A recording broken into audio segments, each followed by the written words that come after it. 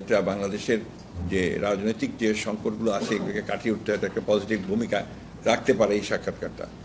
একই সঙ্গে আমি ব্যক্তিগতভাবে মনে করি যে সাম্প্রতিককালের রাজনৈতিক যে প্রেক্ষাপট, যে অবস্থান, এটা একটা বড় ইভেন্ট, এটা একটা টার্নিং পয়েন্ট হতে পারে আপনার কি, যদি সব কিছু সঠিকভাবে চলে তাহলে নিঃসন্দেহে এটা একটা টার্নিং পয়েন্ট হতে পারে। কারণ বর্তমান যে সরকারের প্রধান উপদেষ্টা প্রফেসর ডক্টর ইউনূস, তিনি দেখা করবেন আমাদের দলের ভারপ্রাপ্ত চেয়ারম্যান, যিনি দল চালাচ্ছেন দীর্ঘদিন ধরে এবং রাজনীতিতে প্রধান কেন্দ্রবিন্দু হয়ে আছেন বাংলাদেশে, এবং এই আপনার আমাদের ছাত্র জনতার অভ্যুত্থানের মধ্যে একটা প্রধান ভূমিকা পালন করেছেন।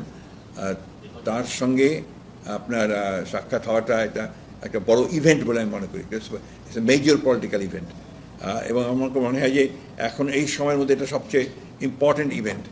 এটার গুরুত্ব অনেক বেশি। আপনার আমি মনে করি যে এটা জাতীয়ভাবে বা আন্তর্জাতিকভাবেও এটার গুরুত্ব অনেক বেশি।